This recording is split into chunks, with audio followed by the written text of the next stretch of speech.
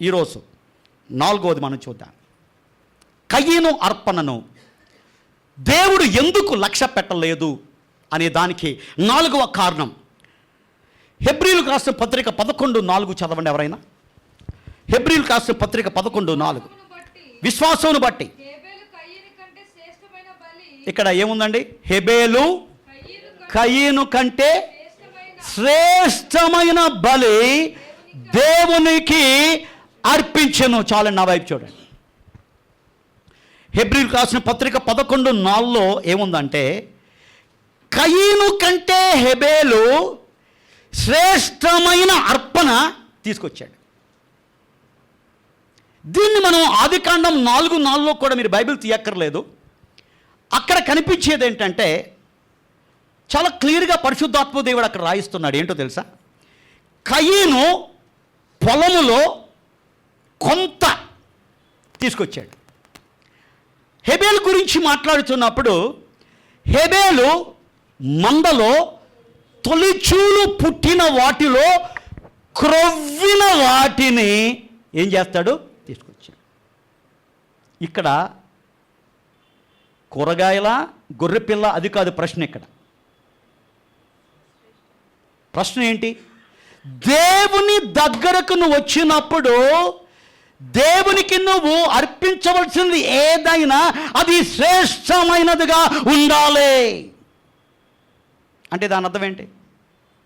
దీంట్లో చాలా అర్థాలు ఉన్నాయి. నాకు ఖాళీగా ఉంటే నేను దేవుని మందిరానికి వస్తా అంటే దాని అర్థం ఏంటి? ఏంటి? శ్రేష్టమైనది నేనేం చేస్తాను? ఎక్కడికో ఇస్తా. శ్రేష్టము కానిది దేవునికి ఇస్తా. కయ్యని బ్యాచ్, హెబేల్ బ్యాచ్ అంటే శ్రేష్టమైనది దేవునికి ఇస్తాను. మానవుని యొక్క జీవితంలో శ్రేష్టమైనది ఏంటో తెలుసా అండి? మానవుని యొక్క జీవితం 4 దశలు. ఏంటి? 4 దశలు. మొదటిదేంటి? బాల్య దశ, చైల్డ్హుడ్ అంటాం. సెకండ్ యూత్ యవన దశ. థర్డ్ మిడిల్ ఏజ్, ప్రౌఢ దశ. ఫోర్త్ ఓల్డ్ ఏజ్, వృద్ధాప్య దశ. ఈ 4 దశల్లో శ్రేష్టమైన దశ ఏంటి? కదా బైబిల్ చెబుతుంది, యవనస్తులారా మీరు బలవంతులు. వాళ్ళు బలవంతులు ఎప్పుడవుతారు? నెక్స్ట్ ఉంది వాక్యం అక్కడ. దేవుని యొక్క వాక్యము మీలో నిలిచి ఉన్నది కాబట్టి మీరు బలవంతులు. బలవంతులు ఎవరో తెలుసండి? మనం అనుకుంటాం మైక్ టైసన్ చాలా బలవంతుడు. ఓకే, కాకపోతే WWFలో కొట్టుకుంటారు కదా, ఒక్కొక్కడు ఇంత ఉంటాడు. వాళ్ళు బలవంతులు. దేవుని వాక్యం చెప్తున్నా, దేవుని యొక్క వాక్యం ఎవరిలో నిలిచి ఉంటుందో వారు బలవంతులు. ఇప్పుడు ప్రశ్న ఏంటంటే, నువ్వు బలవంతుడువా బలహీనుడువా? ఉండేదానికి దిట్టంగా ఉండొచ్చు, లేకపోతే ఉండేదానికి ఎలా ఉండొచ్చు. కానీ దేవుని వాక్యం నీలో నిలిచి ఉంటే నువ్వు దేవునిలో బలవంతుడు. కాబట్టి దేవుని దగ్గరకు వచ్చినప్పుడు శ్రేష్టమైనది దేవునికి మనం ఇవ్వాలి. అంటే దాని అర్థం ఏంటి? ఇక్కడ నువ్వు 2.5 గంటలు ఉంటావు. మన కాలేజ్ డేస్లో ఎగ్జామ్స్ పెడతారు కదా, ఎగ్జామ్ ఇంజనీరింగ్ కానీ ఏదైనా కానీ 3 hours ఎగ్జామ్. ఓకే, ఈ 3 hours ఎగ్జామ్లో ఉన్నప్పుడు ఎలాగుంటావు?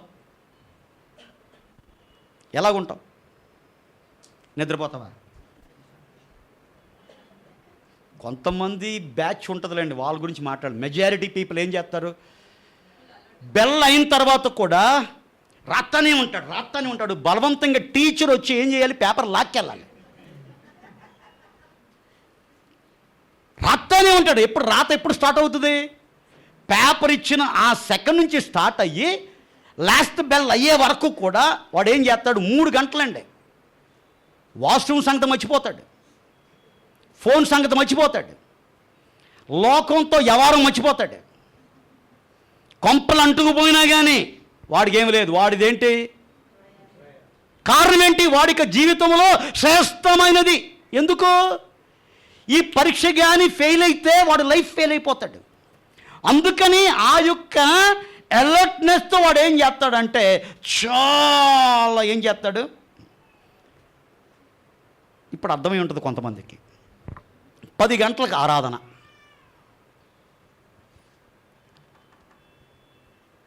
ఎంసెట్ కానీ సిఈటి కానీ మిగతా దాంట్లో కానీ 1 నిమిషం లేట్కి వస్తేనంట పరీక్ష రానివ్వరంట. కరెక్టా విన్నారా మీరు? న్యూస్లో హెడ్డింగ్ వస్తుంది, ఈరోజు జరిగిన ఎంసెట్ ఎగ్జామినేషన్లో 1 నిమిషం లేట్గా వచ్చినందుకు వీరు పరీక్ష రాయలేకపోయారు, పరీక్షకు వీరు అనుమతించలేదు. సంవత్సరం అంతా కష్టపడ్డాడు, 1 నిమిషం లేట్.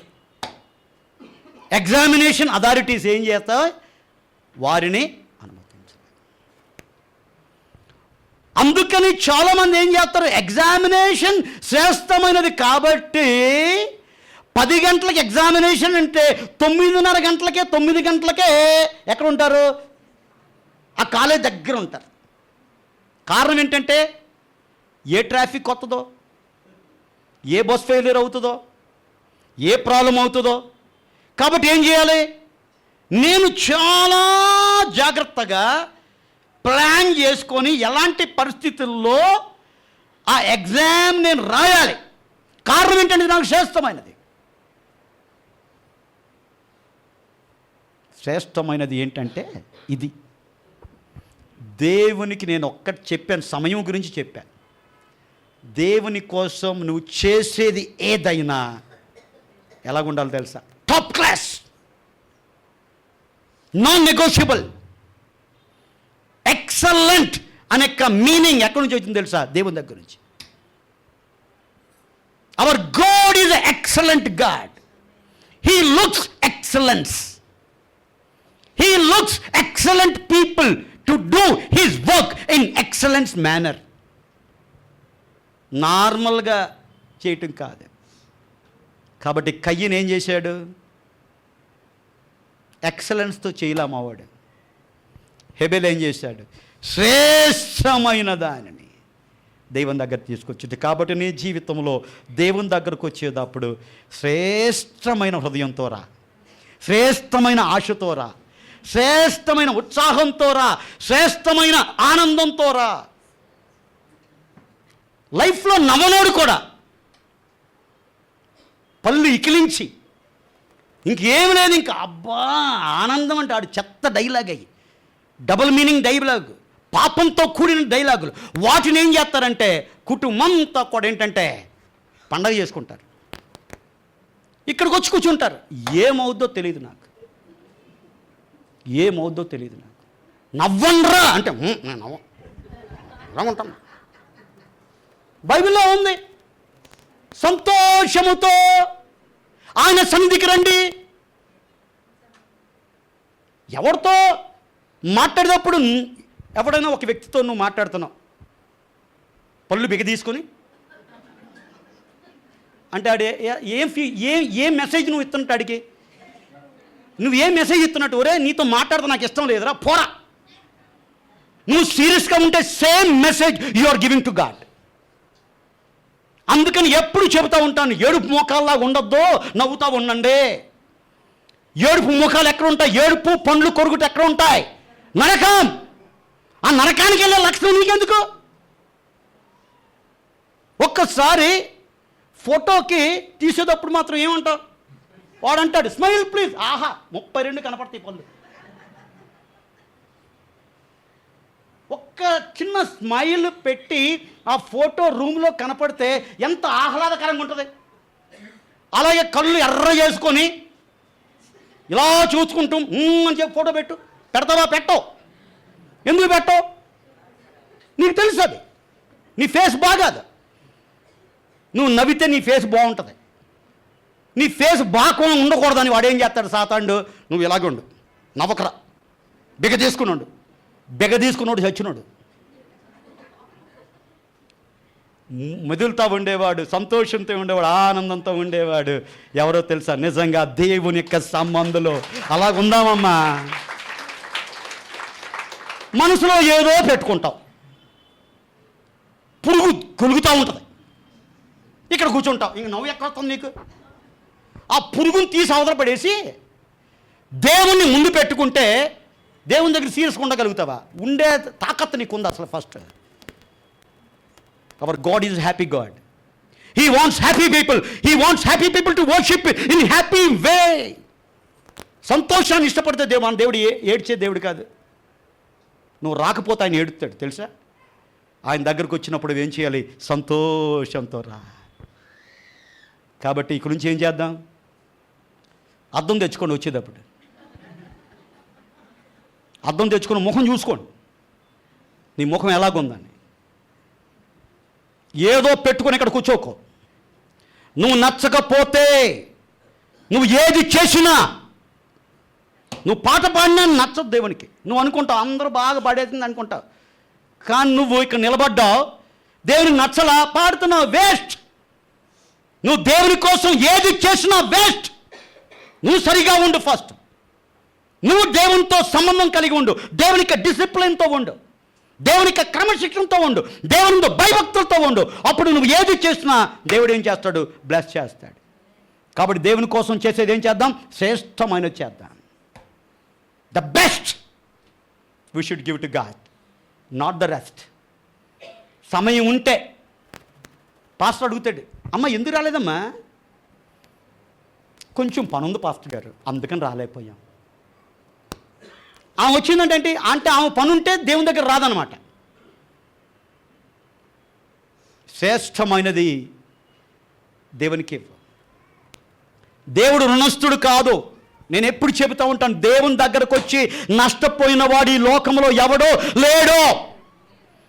దేవుని దగ్గరకు వచ్చి మోసపోయిన వాడు ఈ లోకంలో ఎవడో లేడో.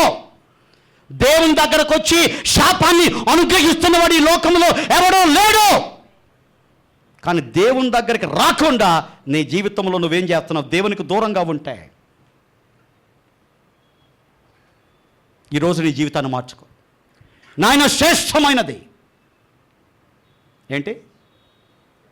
ఒక బ్రదర్ నా దగ్గర ఉన్నాడు, ఆయన అడిగా, రక్షకుని అంగీకరించాడు. బ్రదర్ దేవునికి పని చేద్దాం రండి బ్రదర్ అన్న, మా ఫ్యాక్టరీ కొలీగ్. అతను అన్నాడు, వస్తాను బ్రదర్, అదే ప్లాన్ చేస్తున్నాను నేను అని అంటే బాగుండు అన్న. ఇంకేమన్నాడంటే, రిటైర్మెంట్ దగ్గర ఉందండి, ఇంకొక 20 సంవత్సరాల తర్వాత రిటైర్మెంట్ అయిపోతా. ఏంటి? 20 సంవత్సరాల తర్వాత రిటైర్మెంట్ అయిపోతాను, అప్పుడు ఫుల్ టైము ఏంటి దేవునికి ఇచ్చేస్తాను నేను. అసలు రిటైర్మెంట్ ఏంటని అడిగా. రిటైర్మెంట్ అంటే ఏంటంటే, ఆ కంపెనీ కానీ గవర్నమెంట్ చెప్తుంది, బాబు ఇంకా నీ సర్వీస్ నాకు అవసరం లేదు నాయనా, నువ్వు నాకు ఉపయోగకరంగా ఉండవు, అందుకని నీకేంటంటే పదవీ విరమణ. వీడేమనుకుంటున్నాడు? శ్రేష్టమైనదంట, ఫుల్ టైం అంట. అసలు అంతవరకు ఉంటాడని గ్యారంటీ ఇటుకుందా? రిటైర్మెంట్ వరకు వాడు ఉంటాడని గ్యారంటీ ఉందా? రేపేమి సంభవించునో తెలియదు. కాబట్టి నేడు అనేక దినం ఉండగానే ఏం చేయి? Give your best. Give your best. దేవుడు నిలబెట్టి అడుగుతాడు, నాకంటే నీ పని ఎక్కువైపోయింది, నాకంటే డబ్బులు ఎక్కువైపోయింది నీకు, నాకంటే ఇది ఎక్కువైపోయింది, నాకంటే ఇది ఎక్కువైపోయింది, నాకంటే బంధువులు ఎక్కువైపోయారు, నాకంటే వీళ్ళు ఎక్కువైపోయారు నీకు అని దేవుడు అడిగితే ఏం చెబుతా? అది తప్పించుకోవాలంటే ఈ రోజు నుంచి ఏం చేయాలి? Give your time to God, give your best to God. శ్రేష్టమైనది దేవునికి మనము ఇద్దాం. ఇది ఎన్నోది? 4వది. ఇంకా ముందు, ఇంకా ముసలి పండగ ముందు 5వ చూద్దాం మనం. 5, కయీను హృదయం సరిగా లేదు, హెబేలు హృదయం సరిగా ఉంది. కయీను చిన్న విషయాన్ని చాలా పెద్ద విషయంగా తీసుకున్నాడు. ఎంత పెద్ద విషయం అంటే, తన తమ్ముడిని చంపేదానికి కూడా ఏంటంటే వెనుకంజ వేయలేదు. కారణం ఏంటంటే, అపవాది వశంలో ఉన్నప్పుడు అపవాది ఏం చేస్తాడంటే తన బానిసగా నిన్నేం చేస్తాడో వాడుకుంటాడు. ఇప్పుడు 2 వచనాలు చదివి ముగించుకుందాం. యూదా రాసిన పత్రిక మొదటి అధ్యాయం 11. యూదా రాసిన పత్రిక మొదటి అధ్యాయం 11. ఇంకొకరు మొదటి యోహాను రాసిన పత్రిక 3వ అధ్యాయం 12 నుంచి 16. ఈ 2 చదివి ముగించుకుందాం. యూదా రాసిన పత్రిక ఒకే అధ్యాయం 11 వచనం. ఒక్క మాట నా వైపు చూడండి, ఇంక బైబిల్ చేయక్కర్లేదు మీరు. యూదా ఎక్కడుందంటే నాకు తెలుసు, కితకితలాడిపోతున్నారు మీరు, తన్నుకులాడిపోతున్నారు. యూదా ఎక్కడుందరా? మత్తయి అంటే ఓకే, పాస్టర్ ఎప్పుడు మత్తయి గురించి చెప్పచ్చు కదా, మీరు మత్తయి తీయమని చెప్పచ్చు కదా, మాకు యోధా అని నువ్వు చెప్పాలి అని కొంతమంది అనుకునే వాళ్ళు ఉన్నారు. Okay, that's okay. అందుకని మా వాళ్ళు ఏం చేస్తారంటే ఆ బాధ తప్పించే దానికి ఇక్కడ డిస్ప్లే చేస్తున్నారు. Okay, right. అయ్యో చెప్పండి, అయ్యో అమ్మ చెప్పండి అమ్మా, అయ్యో వారికి శ్రమ. ఎవరికి శ్రమ? వాడు కయ్యను నడిచిన మార్గంలో నడిచిన వారికి శ్రమ. ఇప్పుడు చెప్పండి, ఎన్నోసార్లు అయ్యో అంటున్నాం. ఎందుకు అయ్యో అంటున్నాం? ఎందుకు? కయ్యను నడిచిన మార్గంలో నువ్వు నడుస్తున్నావు, అందుకని అయ్యో కుయ్యో మొర్రో. కయ్యను మార్గం కుయ్యో మొర్రోనే. అయ్యో ఈరోజు నుంచి రా, ఏ మార్గానికి రా? హేబేలు మార్గానికి రా. నీతిమంతుని యొక్క మార్గం, నీతి మార్గములో జీవంబు కలదు, ఆ త్రోవలో మరణమే లేదు. హేబేలు ఏం చేశాడు? మొట్టమొదటి హతసాక్షిగా దేవుని యొక్క రాజ్యములో ఉన్నాడు, శాశ్వతంగా జీవిస్తున్నాడు, విశ్వాసమును బట్టి మనతో మాట్లాడుతున్నాడు. ఆమేన్. అర్థమైందండి? మొదటి యోహాను రాసిన పత్రిక 3:12-16 చదవండి. ఇది కూడా చెప్దాం. మొదటి యోహాను 3:12-16 ఏమి ఇప్పుడు చదవండి, స్క్రీన్లో ఉంది, చదవండి. మనము అంటే ఎవరు?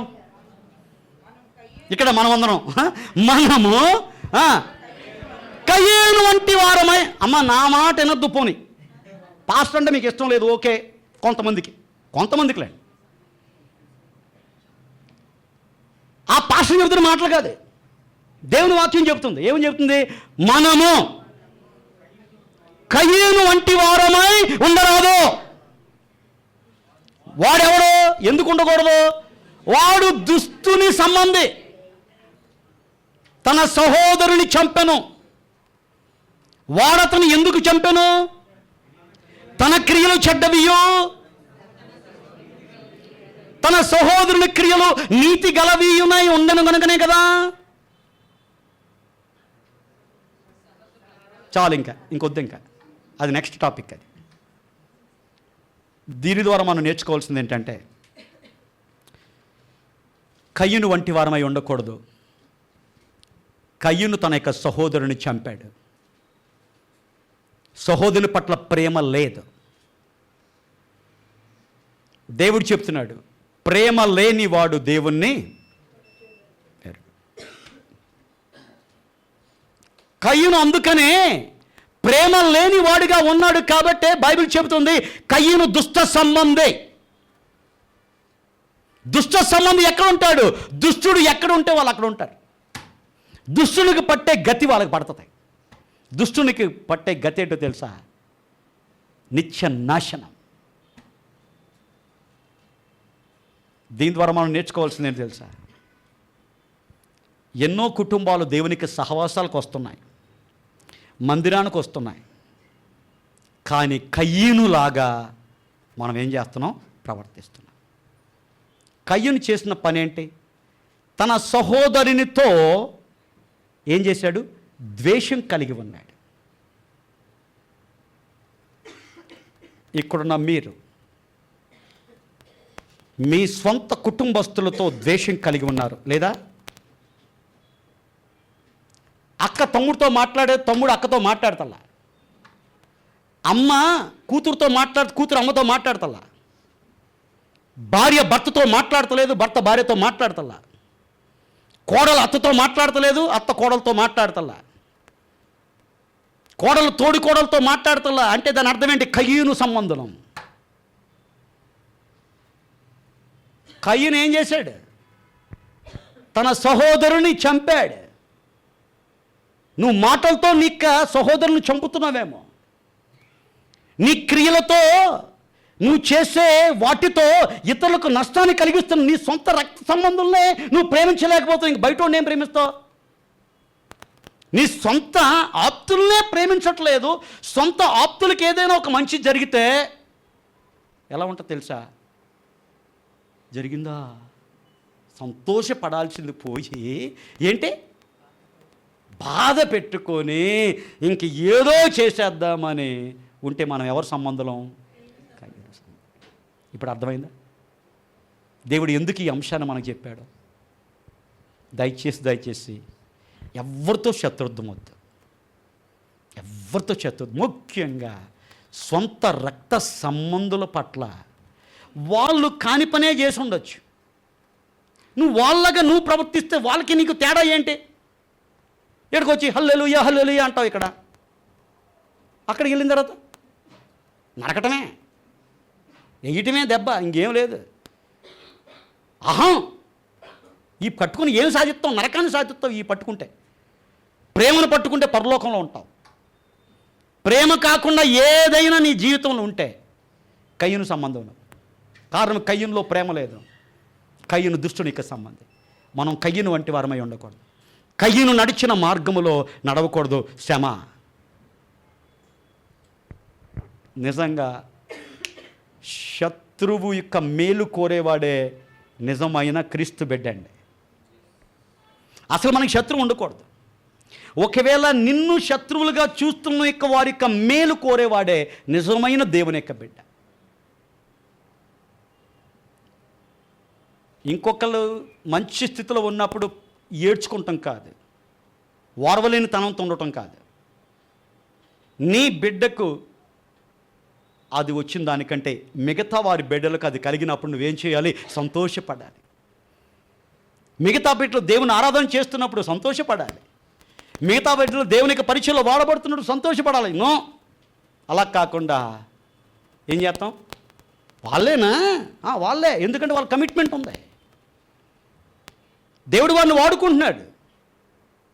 వాళ్ళకేంటంటే దేవుని యొక్క పనికి ఏదైనా చేద్దామని చెప్పి దేవునికి శ్రేష్టమైన సమయాన్ని తమ యొక్క యవన జీవితాన్ని ఇస్తున్నారు. అందుకనే దేవుడు నిలబెట్టి వారిని వాడుకుంటున్నారు. అలాంటి వారిని ప్రోత్సహించాలి తప్ప వాళ్ళపైన రాళ్ళు వేయటం అది మనకు తగంది కాదు. ఒకళ్ళు రాళ్ళు వేస్తే నువ్వెవరో తెలుసా? కయ్యూను వంటి వారు. కయ్యూను వంటి వారంటే దుష్ట సంబంధులు. స్వార్థము లేనివాడు క్రీస్తు సంబంధి, స్వార్థంతో ఉన్నవాడు దుష్ట సంబంధి. కయ్యూను స్వార్థం ఏంటంటే నా అర్పణ అంగీకరించలేదు దేవుడు. ఒకవేళ కయ్యూను అయ్యో హేబేలు నా తమ్ముడు, నా అర్పణలా కాకుండా నా తమ్ముడు మంచి అర్పణ అర్పించాడు, అబ్బా ఎంత మంచి తమ్ముడు నువ్వు నాకు ఇచ్చావు నాయన, ఎంత మంచి తమ్ముడు నాకు ఇచ్చావు నాయన, ఇలాంటి మంచి తమ్ముడిగా కలిగిన అన్నగా ఈ లోకంలో నన్ను ఉంచావు, నీకు స్తోత్రాలు ఉన్నప్పుడు కయ్యూను జీవితమే మారిపోనండి. మన జీవితాలు కూడా ఇలాగ ఉండట్లా. అందుకని మన జీవితాలు మారట్లా. ఎవడైనా ఒకడు ముందుకు వెళ్తా ఉంటే వాడిని చూసి మనం ఏం చేస్తామంటే లాగటమే పని. ఆఖరికి చెప్పి ముగిస్తా. ఒక ఆయన పీతల వ్యాపారం చేస్తున్నాడంట. ఏంటి? ఏం వ్యాపారం? పీతల వ్యాపారం. పీతలని తెలుసు కదా, ఎండ్రకాయలు అంటారేమో వీటిని. ఇంగ్లీష్లో ఏమంటారు? Crop. Okay, export quality. Okay, so కాబట్టి ఆస్ట్రేలియా నుంచి వస్తున్నాయి. సో ఒక డబ్బా ఏంటంటే యుఎస్, ఇంకో డబ్బా ఇంగ్లాండ్, ఇంకో డబ్బా న్యూజిలాండ్, పెద్ద డబ్బా, ఇంకో డబ్బా ఇంకో ఏదో స్విట్జర్లాండ్ ఎగ్జాంపుల్. అన్ని డబ్బాలకి కప్పలేసి అన్నిటికీ మూతలు పెడుతున్నారు. ఏంటి? పీతలేసి అన్ని డబ్బాలకి టైట్గా పెడుతున్నారు. కానీ ఇండియాకి వెళ్ళే డబ్బా మాత్రం ఏంటి? మూతలేదు. అప్పుడు మర్చిపోవడం చెప్పి ఆ పనోడు వెళ్ళి అడిగాడు, sir we are not put cap to the Indian box. Then ఆయన చెప్తున్నాడు ఏంటంటే అవసరంలా, ఇండియా కప్పలకున్న స్పెషల్ ఏంటి తెలుసా? ఇండియా పీతలకున్న స్పెషల్ ఏంటంటే ఒక పీత ఏమన్నా పైకి వెళ్తా ఉంటే ఇంకో పీత లాగేద్దండి. మూతే అవసరం లేదు, అనవసరంగా మూత ఖర్చు ఎందుకురా మనకి. ఇవి ఇండియా పీతలు. ఈ పీత ఏంటి, ఒకటి ఏమన్నా పొరపాటున పైకి వెళ్తా ఉంటే మిగతావన్నీ కూడా మానేసి 4 కలిసి లాగేస్తాయి. కాబట్టి మనకి పీతల నష్టం కాదు, ఇంకా మనకి లాభం, ఎందుకంటే మూత ఖర్చు మిగిలింది అన్నాడంటే. ఈ రోజులో సంఘంలో జరుగుతున్నది కూడా అంతే, సంఘాలు జరుగుతున్నది, కుటుంబాలు జరుగుతున్నది. ఎవరైనా ఒకరు, మనమందరం ఎవరండి? క్రీస్తు సంబంధం అండి. చెబుతాం కదా, ఫ్యామిలీ. ఏం ఫ్యామిలీ? క్రీస్తు రక్తము ద్వారా ఉన్న కుటుంబం ఇది. ప్రతి ఒక్కరు కూడా సహోదరులు మనం, అవునా? ఎవరైనా ఒకరు దేవుల్లో వాడబడుతుంటే ఏం చేయాలి? నువ్వు పండగ చేసుకోవాలి. అదే నీ కుమారుడు నీ కుమార్తె మాత్రం అయితే పండగ అబ్బో ఇంకా ఆపలేదు. దేవుడు మనం బలంగా వాడుకుంటాడు కదా. సాక్ష్యం ఇంకొకరి గురించి చెప్పిన సాక్ష్యం చెప్పేవా? నిజంగా ఆ యొక్క యవన సహోదరి, ఆ యొక్క యవనస్తుడు, ఆమె దేవుల్లో ఇంతగా ముందుకు వెళ్తాం నిజంగా నాకు ప్రోత్సాహకరం. ఆమెను బట్టి నేను సంతోషిస్తున్నాను, ఆమెను బట్టి నేను దేవుని అతిశయిస్తున్నాను. ఆమెలాగా ఉండేదానికి నేను ప్రయత్నం చేస్తాను. ఎప్పుడైనా చెప్పేవా సాక్ష్యం? చెప్పం. మన సాక్ష్యాలంతా ఎప్పుడు పక్కోలతో, ఎప్పుడు వాళ్ళకేనా? ఈ పాస్ మారిపోయాడు, ముందులా లేడు. నేను చెబుతున్నా, నేను ఎప్పుడు ఒకేలాగా ఉంటా.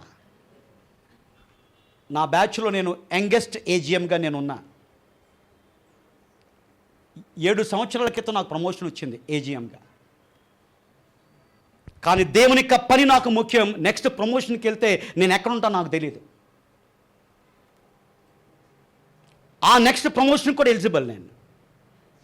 అవి కాదు నాకు ముఖ్యం. దేవుని యొక్క సంఘం ముఖ్యం. ఆత్మీయంలో సంఘాన్ని పెంచటం నా యొక్క ముఖ్యం. సంఘంలోని యొక్క ప్రతి ఒక్కరికి అందుబాటులో నేను ఉండాలి. ప్రతి ఒక్కరి కోసం ప్రార్థన చేయాలి. అదే నా యొక్క ధ్యేయం. అందుకనే మిగతా ఎంతోమంది నా దగ్గరకు వచ్చారు, నువ్వు పిచ్చోడు అన్నారు. అవును, నేను పిచ్చోడినా. నువ్వు అప్లికేషన్ కూడా పెడతలేదండి, నాకు అనవసరం అని చెప్పాను నేను. నువ్వు అప్లికేషన్ పెడితే ఆ పోస్ట్ నీదే, నో ప్రాబ్లం. ఎన్నో రకాలుగా, ఈవెన్ మాకున్న పెద్ద పర్సన్ కూడా ఆయన వచ్చి నన్ను అడిగాడు, ప్లీజ్ అది చేస్తే ఇది కూడా చేసుకోవచ్చు కదా, ఎందుకు నువ్వు ఇలాగ మొండిగా ప్రవర్తిస్తావు? నాకు తెలుసు సార్, నా దేవునికే ప్రథమ స్థానం. నేను ఎందుకు చెప్తున్నానంటే ఏదో మీతో గొప్పగా చెప్పుకునే దానికి కాదు, ఏదో రకంగా మీతో శబాష్ అనిపించింది కానీ నా యొక్క భారాన్ని మీతో నేను పంచుకుంటున్నాను. ఎందుకంటే మీలో ప్రతి ఒక్కరు కూడా పరలోకానికి చేర్చాలని నా యొక్క తాపత్రయం. మీలో ప్రతి ఒక్కరు కూడా దేవుని యొక్క వాక్యానుసారంగా నడవాలని నా యొక్క ఉద్దేశం. మీలో ప్రతి ఒక్కరు కూడా ఆత్మీయతలో ఎదగాలనే నాకు ఉద్దేశం తప్ప మీరిచ్చే దండలు కానీ మీరిచ్చే శబాషులు కానీ నాకేది కూడా అవసరం లేదు. మీరు మనసు మారి రూపాంతరం చెంది సిద్ధపడి దేవునికి రాకడలో ఎత్తబడిగా ఉన్నట్లయితే అంతకంటే సంతోషం నాకేది లేదు. అదే నేను మీ వద్ద నుంచి కోరుకున్నది. ఆ రకంగా సంఘంలో ఉన్న ప్రతి ఒక్కరిని దేవుడు దీవించునుగాక. ఆమేన్.